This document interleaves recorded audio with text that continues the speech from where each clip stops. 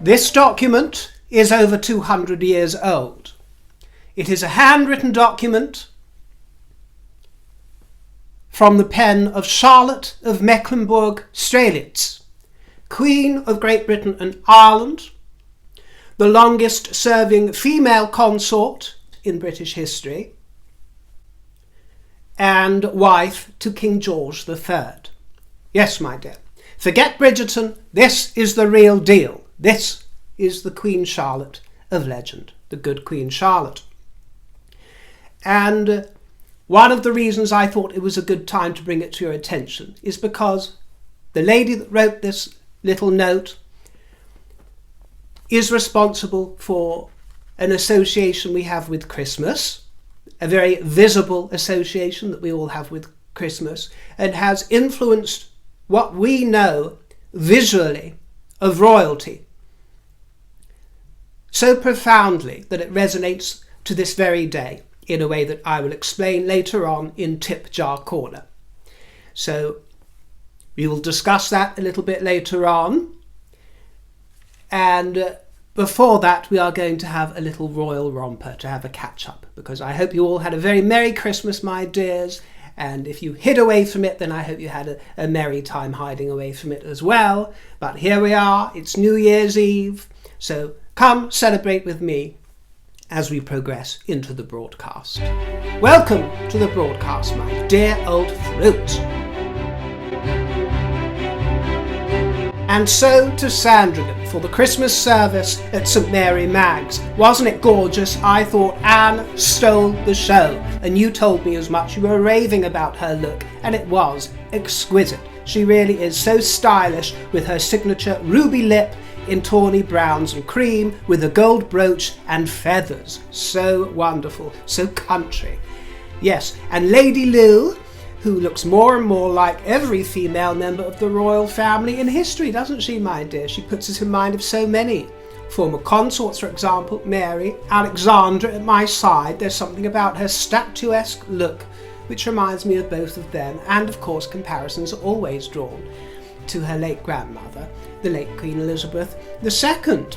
But she looks wonderful anyway, and Charlotte was there, Princess Charlotte, with ribboned braiding to the hair. And she's very confident, young girl, isn't she? Very confident with the crowds. And their majesties looked very smart in their camel and tan, very understated. Little Mia Tintin has been making headlines for looking very protective with little cousin Louis there. And I always see a lot of Zara in Mia, whereas I see a lot of Mike in Lena. Isn't it funny? And Mickey Tyndall was taking on a rather avuncular role, wasn't he? Very protective of George there, and also just jolly affectionate, and taking on that avuncular sort of figure. But of course he's not his uncle. But it's very nice to witness the warmth between all of them in this family that depend on each other. The Princess of Wales was radiant in Blue McQueen, and she's my queen, and she's your queen, isn't she, my dears? But she wore McQueen, and that Duchess that gets in where royal don't, our dear Fergie the Lurgy, she's back. It took her 32 years. It took her 32 years. She was banned from church, possibly by the late Philip, who knows, but she is back in the fold, invited to Sandringham after an absence of 32 years. And I'm sure that Bronte and Stephanie here from Washington, D.C. were thrilled to see her. And we're thrilled to see Bronte and Stephanie, aren't we, my dears? Thank you for making the effort. And did you notice that several members of the royal family were wearing a matching scarf? Rather odd, wasn't it, to see? Anne, Lady Lou, Sir Tim, Sam Chatto, the Earl of Snowdon were all wearing the Highgrove, the Prince of Wales heritage scarf. But those chic Napoli Mozzies weren't quite so convinced and went with their own designs in blue. Very nice to see Lady Margarita. She's a rave, isn't she? And she radiated with the genes of her late Granny Margot, the renowned beauty, Princess Margaret Rose.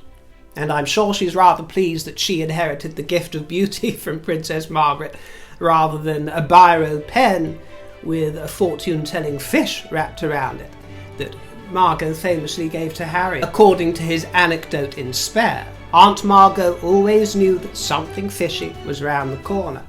She was right. Recipients for the King's 2024 New Year's Honours have been revealed, and 2,399 people have been recognised. And I said only last week that we can expect this young chap, this young friend of Catherine's, to get recognised one day, didn't I? I said I reckon he's going to end up with a knighthood. Well, he's not quite there yet, but young Tony Hudgell, the 9-year-old friend of the Walesers, became the youngest ever recipient of a New Year's honour for his efforts in preventing cruelty to children, and he receives a British Empire Medal, a BEM. How delightful. He is already on that path to knighthood, and he raised almost £2 million for the hospital that saved his life, and he said it means a lot to me. The truly fantastic Dame Shirley Bassey, 86 years old and still sexy as hell, my dear, said that she was truly humbled to be made Companion of Honour. There are only 65 living members at any one time. What a thrill. And Jilly Cooper, bonkbuster extraordinaire, becomes Dame, and she's always made a defence of Camilla from 20 years ago. She's a friend to the Queen, of course, and she's widely read by Rishi Sunak. Who would have thunk it? He seems to enjoy her, and I adore the woman. Michael Eavis, the co-founder of Glastonbury, who I must confess I actually thought had died some time ago for some reason, but apparently he still lives and breathes. He has been made Sir and awarded a knighthood. And Leona Lewis is another notable mention, becoming OBE. Justin Welby, the Archbishop of Canterbury, receives the RVO, the Knight Grand Cross of the Royal Victorian Order, for his involvement with the coronation. Did any of you watch Charles III, The Coronation Year, the BBC documentary on Boxing Day? I got round to watching it yesterday, and I thought it was actually rather good, and it did bring me to tears a few times, reliving memories from the coronation moment. I thought it was rather nice to see behind the scenes. I was worried that it would throw some daylight upon magic, but actually it seemed to bring out a lot of magic. So my fears were unfounded, but it seemed to show, and people were saying that the king is enjoying his new role. Princess Anne mentioned that he was enjoying elements of his new role, so that's good to know. And I really loved having a glimpse of Hussey. There was a glimpse of Hussey in the house. There she was, right at the king's side during rehearsals, making everybody comfortable, as she always does, and having kissy-kissy with the Queen's companions. Lovely footage of Lady Lansdowne, wasn't it? I love Lady Lansdowne. She is a stellar woman. And I think it did the Queen quite a few favours to see her friends, her sister, for an audience to see how lovely they are. Because the Queen is also lovely. And if you haven't seen it, I watched it on YouTube actually. So if you type in Charles III, The Coronation Year, you'll likely find it on YouTube. It's there for international fruits. But Lady Lansdowne said of Camilla, she has got a great twinkle and it comes out very readily. She knows when to wink at a bishop and when not to, which is a great talent to have and a great skill that we all could benefit from. The Queen's grandchildren I thought were adorable, an absolute credit to her. Love Sister Annabel, and it was touching to see her speak of when she was a child. She would watch the golden carriage from the late Queen's coronation. She remembers seeing the splendour, and you could feel how deeply it moved her and how surprising and shocking it was to see her sister in the golden carriage for the next coronation. Can you imagine, the stuff of fairy tales, my dear, and there is your sister as queen consort of this kingdom, riding along in that carriage. Wonderful. I think it showed how caring the king is, which we all know, my dear, the very caring side to his nature, how personally he feels and means well and has good intentions. People spoke very highly of him, all the help that he has given to people and businesses that have thrived for decades, in one case 40 years. People for Liverpool, for example, working class people who spoke about the dramatic impact that he had on their life, the repercussions of which are still being felt. He really does what it says on the tin. and not many people do. Politicians certainly don't. But royalty does. It helps in a genuine, affecting way. And wasn't it touching to see the moments, the interchanges with William, especially when they were rehearsing for the homage, and William has to kiss Charles on the cheek. Well, we all loved that moment, didn't we? A bit of kissy kissy. Very moving. And in rehearsals, it was just funny. It was funny to see them teasing each other, William giving his cheek a little tickle. Which side, this side, that side. And the king had a good old laugh at himself as well, didn't he? He said, "You haven't got sausage fingers like mine." So obviously the poor king has been reading all the headlines and cartoons about his great big massive sausage fingers, which he does have. We can't hide away from it, dear. You know, you don't see those kind of fingers many places other than a butcher's shop. But he's got them. And hey, if it pleases him and it pleases the Queen, it's fine with me, my dear. I'm sure they've got their uses.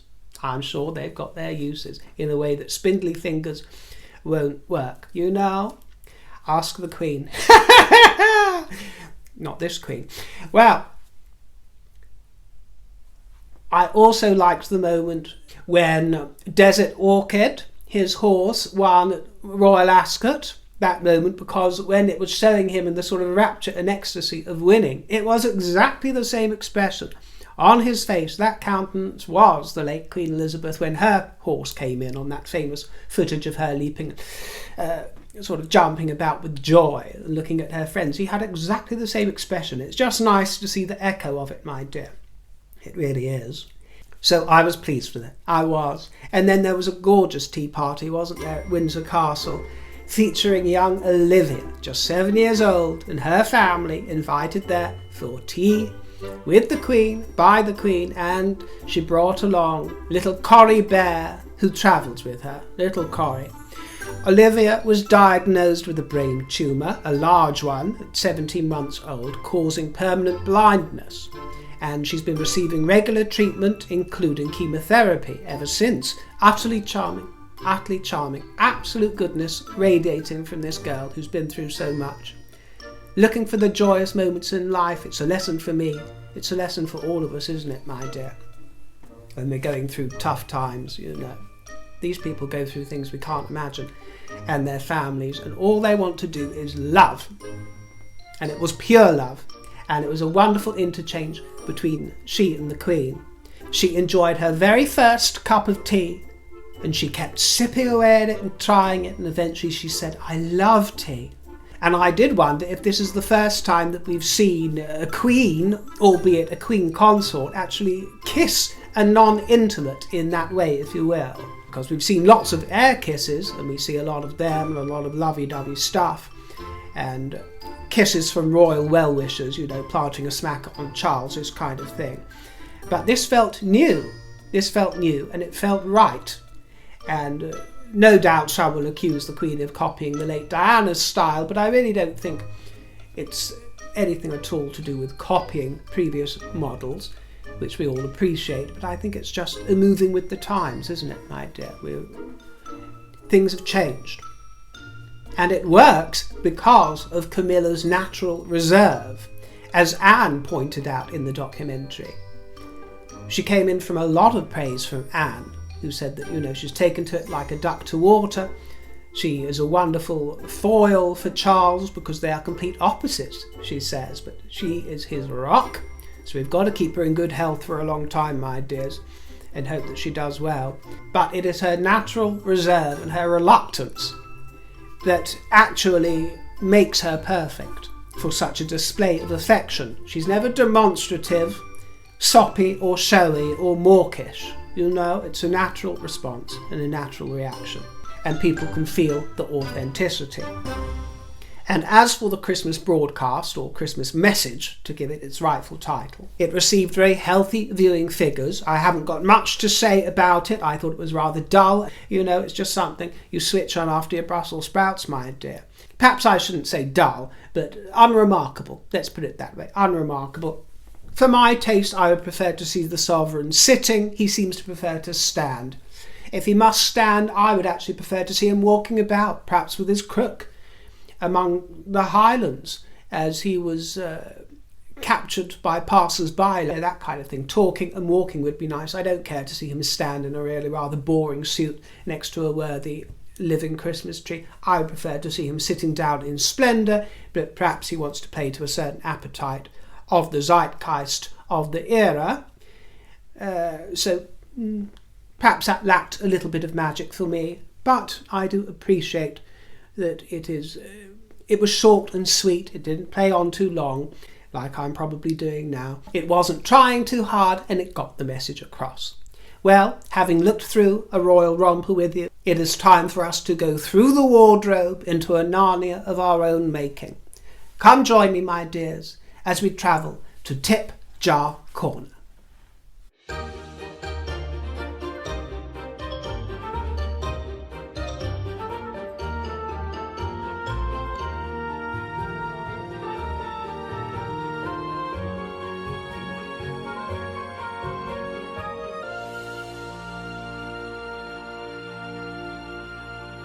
Welcome to Tip Jar Corner, everybody. I've got lots of trinkets to show you. Thank you most sincerely to anybody who sent me a Christmas tip or a New Year tip, something seasonal to treat myself.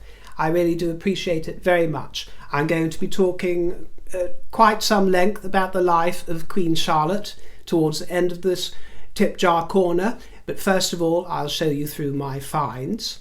And we'll begin with my charity shop finds. And I don't think I ever mentioned, by the way, this fruit wreath, which is gorgeous, isn't it? Wonderful fruits of the season there, bright reds and greens, nice berries and cones. I thought that was perfect just to sit beside me throughout this season. And of course, Mr. Bunny. I know you've had glimpses of him, but yeah, I found him at some charity shop as well recently, and I really rather love him. Quite taken with Mr. Bunny. This brooch was just £3. And I love the delicate hues of green in this floral design with 5 large petals. Iridescent blues, yellow and peach on silver. Isn't it delicate and wonderful? Here is a necklace with lots of faceted lozenges in a shade of turquoise. There is a variety of sizes and shapes on gold, and it puts me in mind of Egypt, Cleopatra, this kind of affair. And it was just £4. So, you know, as my granny would say, it's cheap old tat. But that is what it's all about, my dear, isn't it? Turning the mundane into magic and making something glorious out of what you will. Yes, indeed. This beaded choker with a diamante clasp is so gorgeous, with a rainbow effect of aurora borealis, and it took me an age to work out how the clasp works. These things are old and they're very easy to break, so I was fiddling around with it for a few minutes before I got the knack of it. They seem to make things rather complicated, don't they? This was just £3, but I could gaze at the purples and greens for hours. I've always loved that oily rainbow effect, if you will. Now, this was a bit sad because I found this brooch, which is a kind of puce shade, a puce orchid on bright, bright gold. Christmas gold, in fact.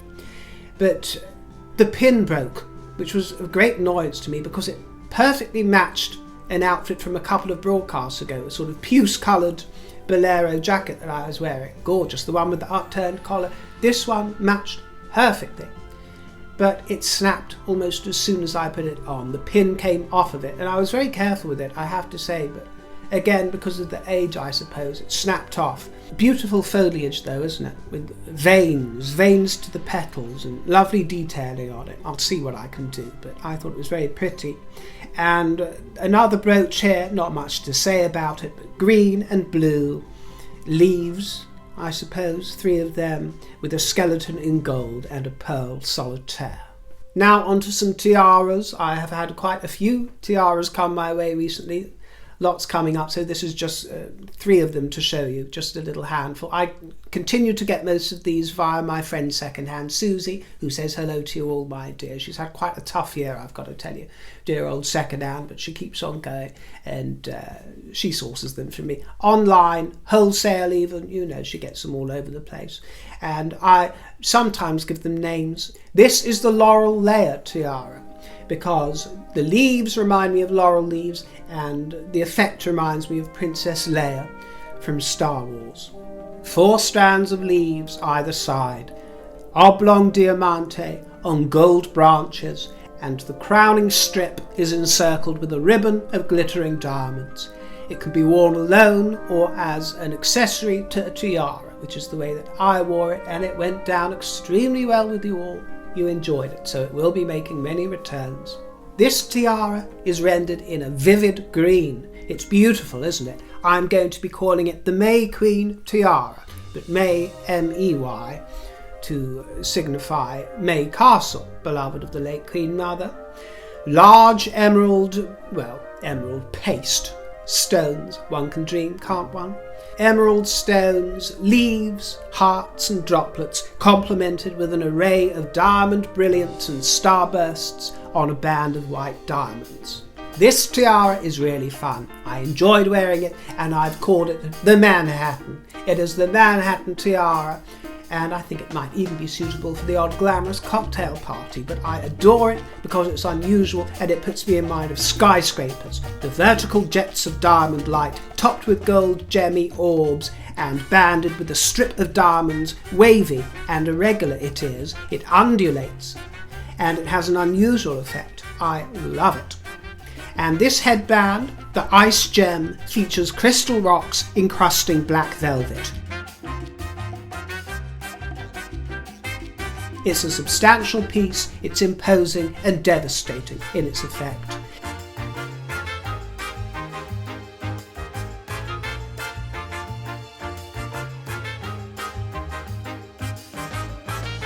And these are the jewels of India.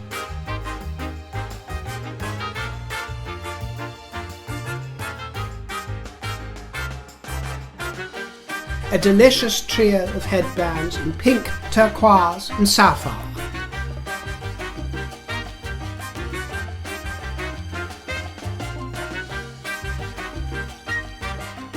Rich colours, aren't they? Rich and vibrant, dazzling stones, gold settings on a backdrop of crystal.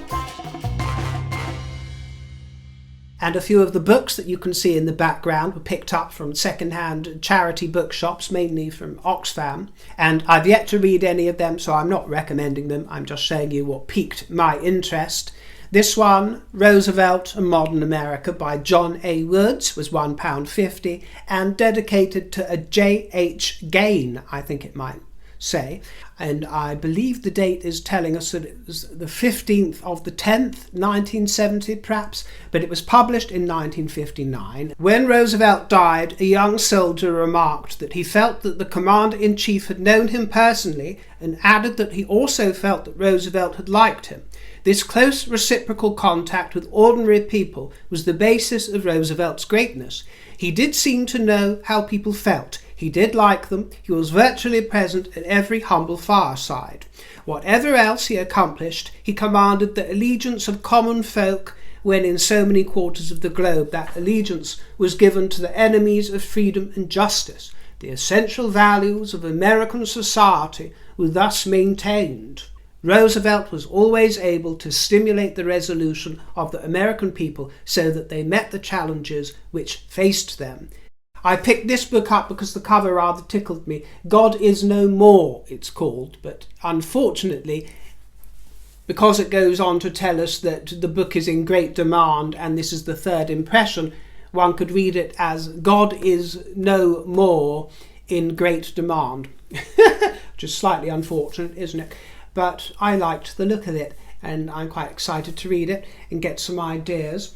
It's by Werner and Lotte Peltz, and it was published in 1964. It belonged to someone called John, and it looks quite thought-provoking.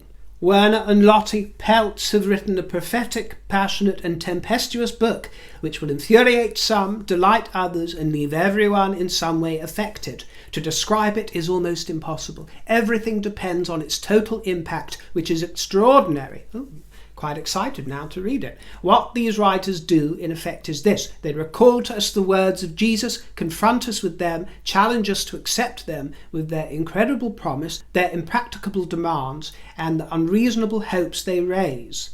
Living with Antiques by Jane Toller, published 1968, £2.50. It looks rather quaint and fun and gossipy. In fact, I might actually gift this one to second-hand Susie because some of the passages that I glanced through remind me a little bit of her sensibilities. Lots of little anecdotes. It looks to be rather fun. There was another curious individual known affectionately to us all as the Merchant of Venice. He wore an ancient, very dirty raincoat, and his face was almost hidden by the combination of a deep peaked cap and a heavy walrus moustache. He literally ran from shop to shop, never wasting a moment. He would dart in, pull something out of one of his deep pockets, show it to you quickly, saying, "This be any good to you?" "No, I thought it wouldn't," and dart out again. His things never really were any good, usually only being tawdry bits and pieces of uncertain vintage. The dear old commander, who kept the shop opposite to mine, always bought from him, however, and collected all the junk in one tray. Every month he put a few of his unsold pieces into the sale rooms, amongst them being this tray of odds and ends. He told me he was sorry for the man, and this was his way of giving to charity. Well, just reading that little one passage, it reminds me of the way that I'm darting in and out amongst charity shops, vintage stores, none of the ultra-posh antique salons, I've got to tell you, my dear, but all the bric-a-brac fairs and, you know, this sort of thing, car boots out. It reminds me of the way that I wend in and out of these places, and I get to know so many of the characters. And it becomes a little community, a little world, and a rather gossipy one as well, full of sauce. So I'm hoping that this throws up a few of those kind of stories. A nice little find. And as a segue into the next section, there is this book that I must have shown you before. This isn't a new one. I think I discovered it a few months ago, possibly even a year ago. I haven't got round to reading it. I mean, it would take rather some time to get through this, but I'm very happy that I have it for reference, and I will certainly delve into it at some point. But it's The Strangest Family by Janice Hadlow, The Private Lives of George III, Queen Charlotte, and the Hanoverians. George III came to the throne in 1760 as a man with a mission. He wanted to be a new kind of king, one whose power was rooted in the respect and approval of his people, and he was determined to revolutionise his private life too, breaking with the extraordinarily dysfunctional home lives of his Hanoverian predecessors. For a long time it seemed as if, against all odds, his great family project was succeeding. Together with his wife, Queen Charlotte, he raised 15 children in a climate of loving affection. But as they grew older and their wishes and desires developed away from those of their parents, it became hard to maintain the illusion of domestic harmony. Well, again, here is that document written in the hand of that very queen. Charlotte of Mecklenburg-Strelitz. It is signed in the third person, so she speaks of herself as the Queen, and this particular one is signed with no R after her name, as would be formal, but it says, "The Queen has signed the warrant, but thinks there is a mistake, as Duncan's salary is but £80. She thought her," and this is where I might need your help, my dear, I cannot decipher this word. "She thought her something was £200. What do you think it might be? If it should happen to be so, another warrant must be made out. Charlotte. If there is a mistake in the one, there must be the same in the other. Mr. Rowland will do well to inquire about it." I love that old-fashioned style of speech, don't you, my dear? Mr. Rowland will do well to inquire. Yes, so a rather random handwritten note there, some sort of aide-memoire, if you will. And do you notice that the pound sign has changed through the years for our currency? Libra pondo was the basic unit of weight in the Roman Empire, and that in turn was derived from the Latin libra, meaning scales or balance. So that sign you see there is based on the L for Libra and Libra Pondo, which evolved into the pound sign as we know it. So now I'm going to hold forth on the life of Charlotte, and there's every possibility that I might have done this before in a previous broadcast, but in a different way. So feel free to switch off if you already know about Queen Charlotte, but I pick up new viewers all the time, and it's been quite some time since I've ever spoken of her. I don't actually remember doing so. But for those who don't know, Sophia Charlotte, because she was Sophia before she was Charlotte, but she was born in 1744, and she married King George III in 1761 at the age of 17. At the age of 17. I wonder what they'd make about all the fuss about Prince Andrew. She died in 1818 at the age of 74 at Kew Palace, and she is buried actually in the royal vault with the late Queen Elizabeth II, who is her 4 times great-granddaughter. As I told you, she was Britain's longest-serving female consort. She was consort for 57 years and 70 days. That's some tenureship, isn't it, my dears? Mecklenburg-Strelitz is a duchy in northern Germany, and she was born into its ruling family. So she was a minor princess, and she did not speak any English. When she arrived on these shores and when she married the king, she only spoke German, and her education was mediocre. But that is what went in her favour, because her future mother-in-law didn't want her son marrying somebody who was too savvy, or should I say, appeared to be politically motivated, involved or interested. It was not considered desirable in a consort. She took rudimentary instruction in botany, which later on went to inform her life and her patronages and had a huge effect on this kingdom. She studied botany and natural history, and when she became patron of the arts and became a botanist or an amateur botanist in her own right, she was very involved with Kew Gardens and expanded Kew Gardens, which delights us to this very day. And King George was only 22 years old when he inherited the throne, because his grandfather, King George II, died after a cup of hot chocolate. Would you believe it, my dear? After a cup of hot chocolate on the loo, or what was known as the close stool. Yes, this is where stools come from, my dear. He had a cup of hot chocolate, a bit of cocoa at night, went to enjoy himself on the podium, on the throne, my dear, for his close stool, and he went the way of Judy Garland. Let's put it that way. He went the way of Judy Garland. Not the most regal way to die, but then we can't choose it. But his son, who was King George III's father, Frederick, the Prince of Wales, had been the heir apparent to George II, and he was supposed to go on to become the rightful king.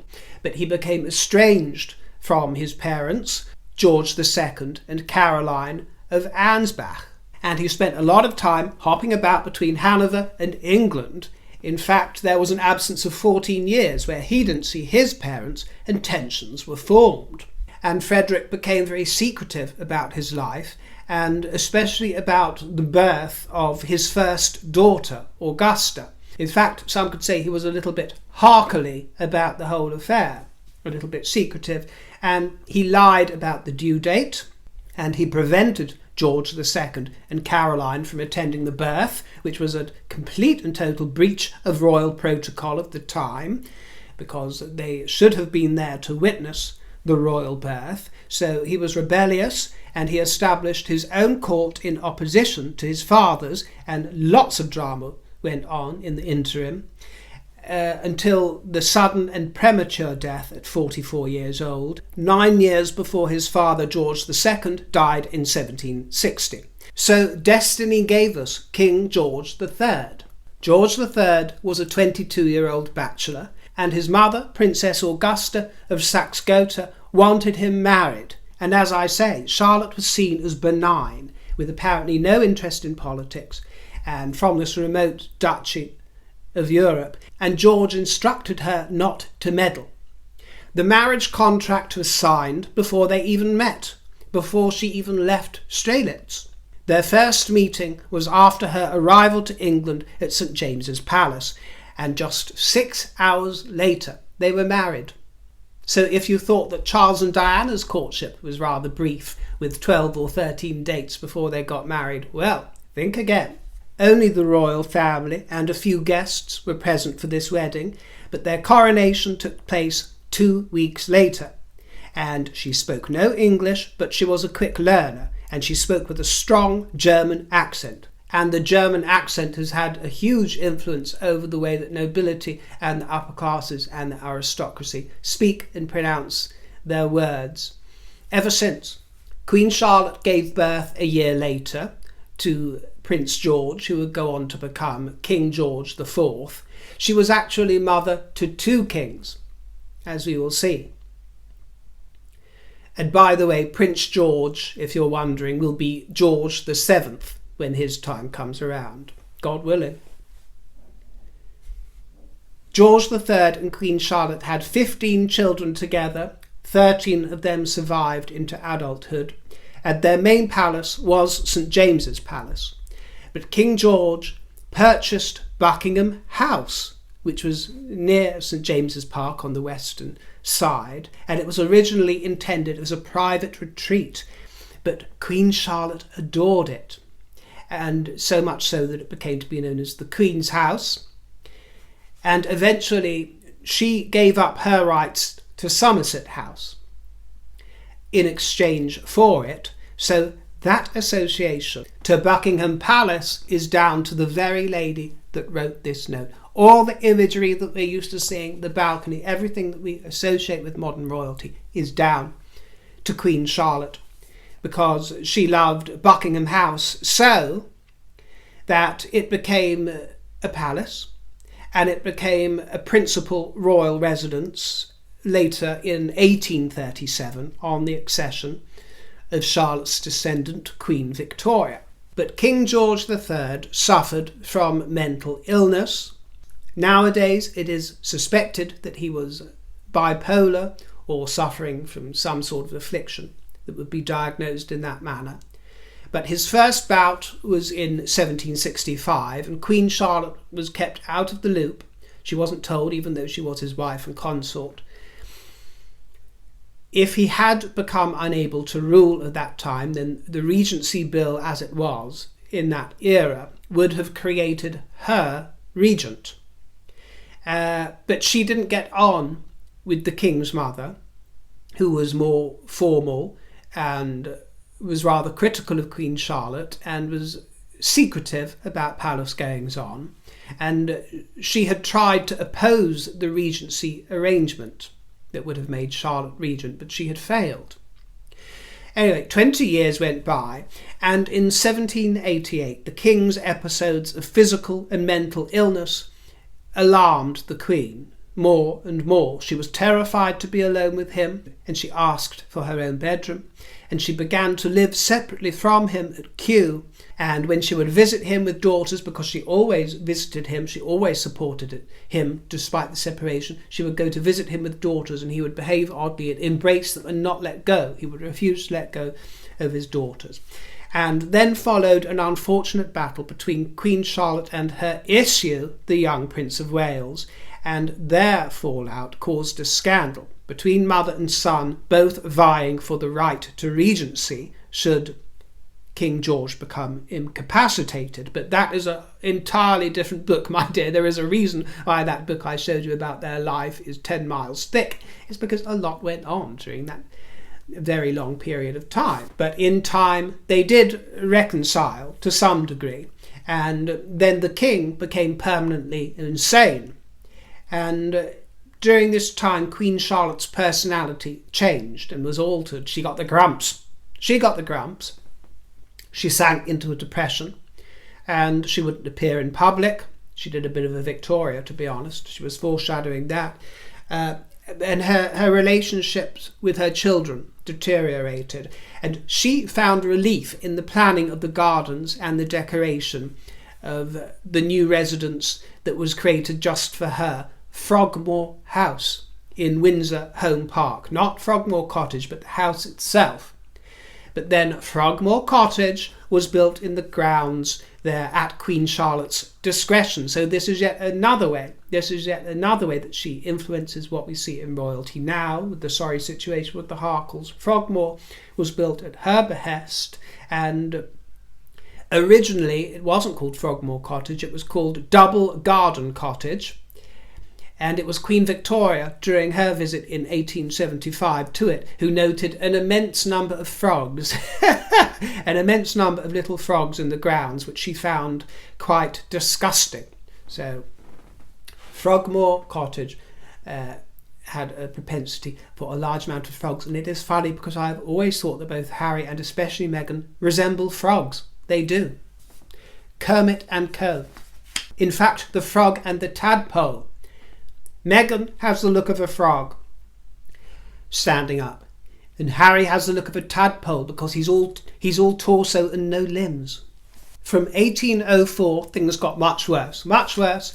Charlotte ate alone, she slept alone, she avoided seeing the king alone, and they both had a great interest in music, the classical music of the era. They had German tastes, and they honoured the artists and the composers of the era. It was a complete fantasy in many ways, and it was some distraction from the troubles they were going through. She actually sung an aria accompanied by Mozart when he came, at their request, to see them by the young Mozart. What a sight that must have been, my dear, and a treat for the senses, well, depending on her voice, of course. But they hosted Mozart, they hosted the son of Bach, who was music master to the Queen. And Mozart composed 6 sonatas dedicated to her, including one called Opus 3. They loved Handel, very passionate about Handel. And then we get on to the jolly subject of Christmas trees. And this is what really, really tickles me, and why this rather silly note handwritten by the late Queen Charlotte is so cherished by me, because of the lady that wrote these words, my dear. This is why this little artefact of nothing is so important to me. Without this lady, we wouldn't have Christmas trees throughout the entire world. Well, actually, I should quantify that by saying they existed in her world. They existed in various countries, but they weren't seen anywhere near the level that we know on the Western world and in America. Down to Charlotte. Yes, my dear. Because she decorated a single yew branch, which was common in her native Mecklenburg-Strelitz, and then in 1800 she set up the first known Christmas tree at Queen's Lodge in Windsor. And sometimes Prince Albert will get the credit for this because he introduced, I think, the spruce fir later on. But it was actually Charlotte. It was actually Charlotte that is credited as introducing the tree to Britain and the colonies. I shouldn't say the entire world, but to Britain and its colonies, certainly. And she used the whole tree in the drawing room, and it was adorned with tinsel, glass, baubles and fruits. That's what I really enjoy. And there are some wonderful quotes and passages of people describing the tree, and the glories that were on those trees sounds much better than now. You know, raisins wrapped in papers and delicious fruits of the seasons, exotic fruits and handmade glass baubles, candles. Gorgeous, gorgeous. Wouldn't it be lovely to see? But we have paintings. And it then influenced nobility. It became the practice of nobility, and it spread to hoi polloi, to the commoners in time, who wanted a piece of the action. And Christmas trees had faced a lot of disapproval from America, because they were seen as pagan, instruments of the pagan, and the Puritan leaders of New England viewed Christmas celebrations as unholy. They were not impressed. And in fact, back in 1659, the General Court of Massachusetts enacted a law that made any observance of December the 25th a penal offence, and people were fined for hanging decorations in that time. This is back in 1659. People got fined if they celebrated that date. How things have changed. Well, this continued until German and Irish immigrants arrived later in the 19th century, and together they undermined the legacy of the Puritans. And when in 1846 Victoria and Albert were sketched in the Illustrated London News next to their Christmas tree with all their children gathered round them, it became fashionable in East Coast American society, you see, because Victoria and Albert at that time, and before his death, and before she became all gloomy and reclusive, they were enjoying great popularity and power. And Prince Albert had imported the spruce fir over from his native Germany, as I mentioned, and Europeans would normally have trees that were 4 feet in height, whereas Americans, you've got to love Americans, my dear, they do everything bigger and bolder. The fashion was for trees floor to ceiling. So that's the way they went with it. And you will find there are many hospitals, many roads, flowers, porcelains, cities, whatever you want to say, my dear, named for Queen Charlotte all around the world. I suppose I'm trying to hammer home how widespread her influence is, this figure that most people don't think about. George III was eventually placed under Queen Charlotte's guardianship in 1811, and she was supportive, but he was erratic and violent. Her son was made Prince Regent, but she was the king's legal guardian from 1811 until she died in 1818. And he was too mad to even know that she died. He didn't realise. But before she died, she had fallen out of public favour, to be quite honest with you, my dear. She would get jeered, she would get booed and mocked in public, but she did supervise the upbringing of her granddaughter, who was Princess Charlotte of Wales. Yes, another reverberation of history. She was Princess Charlotte of Wales at that time, Queen Charlotte's granddaughter. We were going to have a Queen Charlotte. She was the only child of Queen Charlotte's son, George IV, and Caroline of Brunswick.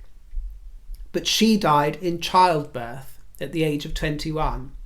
And I cannot overstate the impact that this had on the psyche of the nation, because her father hadn't been very popular, her grandfather had been mad, and everybody in this nation was pinning all their hopes on her. A young, fresh face, a female, a queen. They were ready for her, and they'd grown to become very fond of her. But she died as she was giving birth.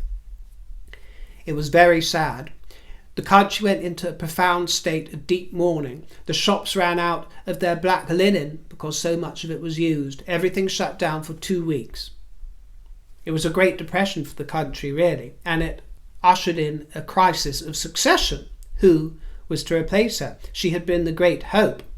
Well, her intended throne went to William IV, her uncle and the third child of King George III and Queen Charlotte. So this is why Queen Charlotte was the mother of 2 British kings.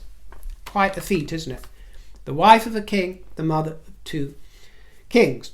Because her firstborn son, George IV, only had the one heir, and that was little Charlotte, who died.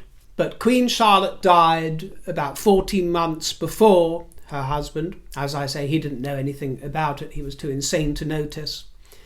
And you can look for signs of Queen Charlotte all around you, my dear, all over the Anglosphere and beyond. The list is endless. Lots of you in America, for example, will know of Charlotte in North Carolina. That's named after her, and there are 2 statues there named after her. Lots in America. There's Port Charlotte in Florida, Charlotte Harbor, there's Charlottesville in Virginia, Mecklenburg County, lots are named after her. Mecklenburg, Strelitz name. In Vermont, you will find Charlotte. You will find the Queen Charlotte Islands in British Columbia. The list is absolutely endless, and her influence is everywhere, but nowhere more poignantly than the humble Christmas tree, which is why I thought it was a lovely time to bring it up and to bring this document to you at this time of year when we are looking at taking them down soon, aren't we, my dear? What is it? 12 days after Christmas or something? I can't remember. We like to take our trees down immediately after Christmas. We don't follow the rules, you know. Christmas, done and dusted, my dear. Let's get it over with and into the new year. So whatever you're doing tonight, even if it's an early night or a raucous party or an orgy, whatever trouble you're getting into, my dear, do it while channeling the royal spirit, whatever that means to you. Thank you for joining me. Thank you if you sent a tip jar treat my way. I really do appreciate it, and I look forward to seeing you in the next broadcast. Take care, my dears. Toodle pip.